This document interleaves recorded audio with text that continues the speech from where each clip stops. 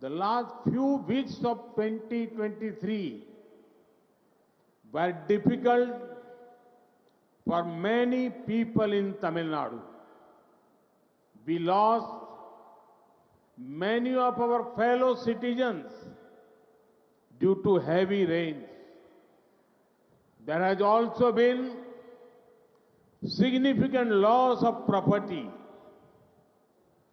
I was deeply moved at the condition of the affected families.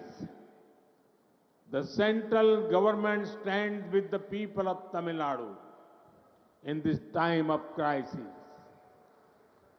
We are providing every possible support to the state government.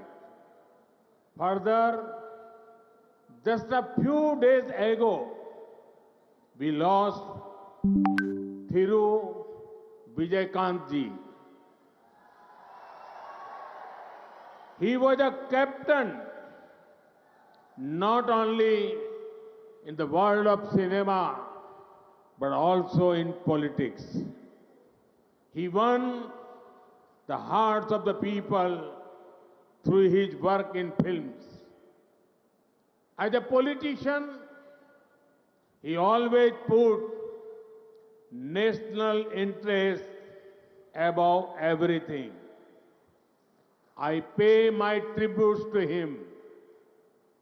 I also express my condolences to his family and admirers. Friends, today when I am here, I also remember another son of Tamil Nadu, Dr. M.S. Swaminathan ji. He played an important role in ensuring food security for our country. We lost him last year as well.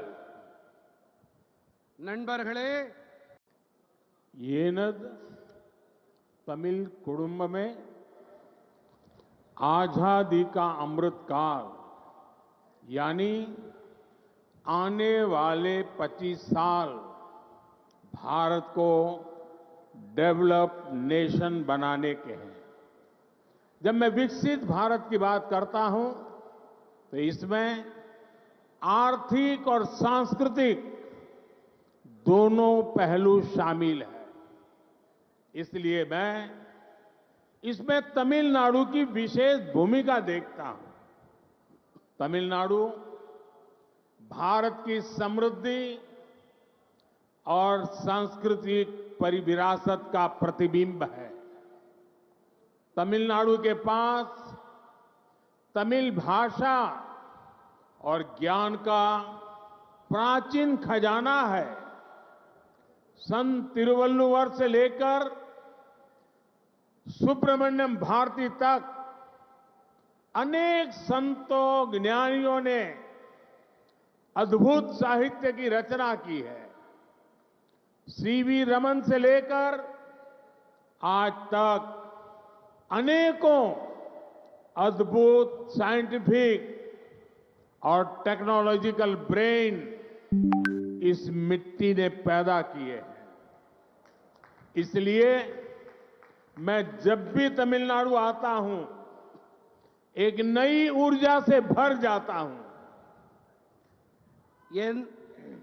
என் தமிழ் குடும்ப உறவுகளே, சுதந்திரத்தின் அமுத காலம், அதாவது வரவிருக்கும் 25 ஆண்டு காலகட்டத்திலே பாரதத்தை வளர்ந்த தேசமாக நாம் ஆக்க வேண்டும். நான் வளர்ச்சியடைந்த பாரதம் என்று கூறும்போது இதிலே பொருளாதாரம் மற்றும் கலாச்சாரம் என்ற 2 பக்கங்கள் இருக்கின்றன. அந்த வகையிலே தமிழ்நாட்டிலே இதிலே சிறப்பானதொரு பங்களிப்பை என்னால் காண முடிகிறது. பாரத நாட்டின் வளம் மற்றும் கலாச்சார மரபின் பிரதிபலிப்புத்தான் தமிழ்நாடு. தமிழ்நாட்டின் வசம் தமிழ் மொழி மற்றும் ஞானம் என்ற பழமையான கருவூலம் இருக்கிறது. புனிதர் திருவள்ளுவர் தொடங்கி சுப்பிரமணிய பாரதி வரை பல தூயோர் ஞானிகளாகியோர் அற்புதமான இலக்கியங்களை படைத்தளித்திருக்கின்றார்கள். சி.வி. ராமன் தொடங்கி இன்று வரை அற்புதமான அறிவியல் மற்றும் தொழில்நுட்ப வளர்ச்சிக்கு சொந்தக்காரர்கள் பலரை இந்த மண் உருவாக்கி அளித்திருக்கின்றது. ஆகையால் தான் நான் எப்போதெல்லாம் தமிழ்நாட்டிற்கு வருகிறேனோ அப்போதெல்லாம் ஒரு புதிய சக்தியை எனக்குள்ளே நிரப்பிக் கொண்டு செல்கிறேன்.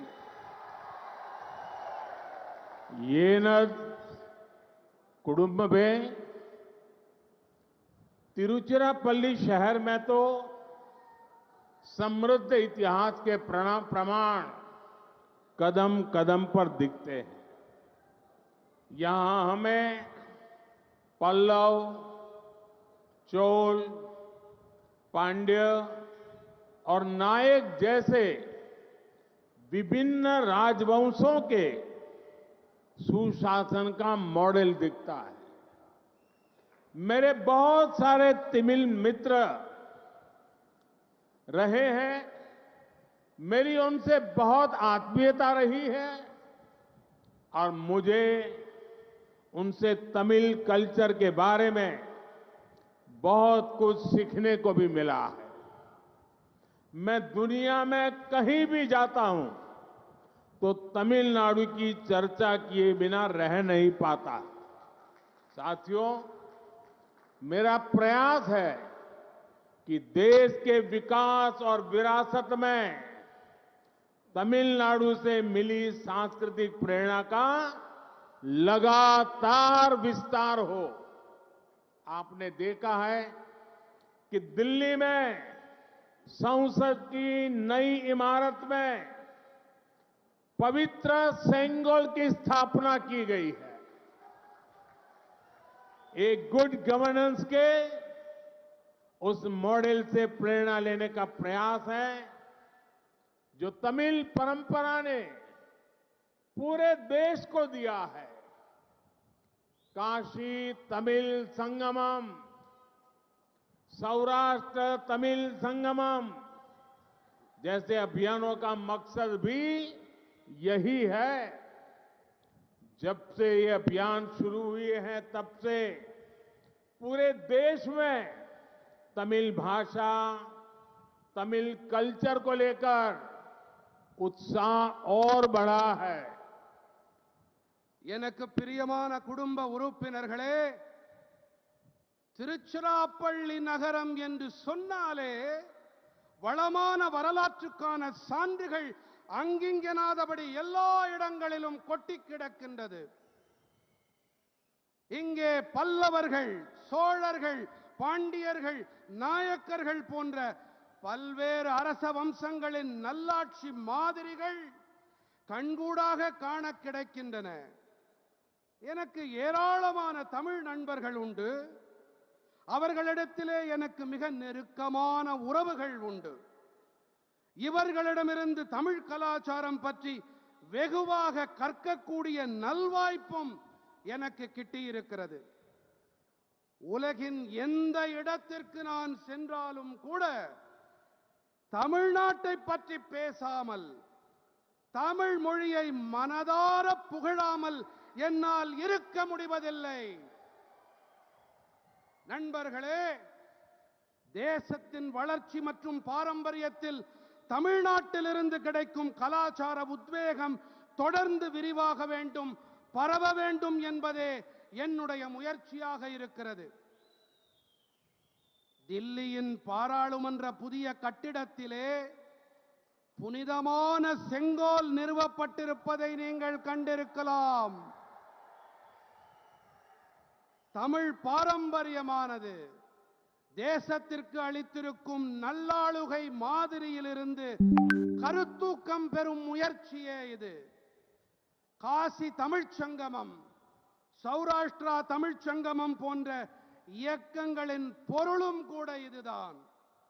இந்த இயக்கங்கள் தொடங்கப்பட்டதிலிருந்து நாடு முழுவதிலும் தமிழ் மொழி, தமிழ் கலாச்சாரம் தொடர்பான உற்சாகம் அதிகரித்துக் கொண்டே இருக்கிறது.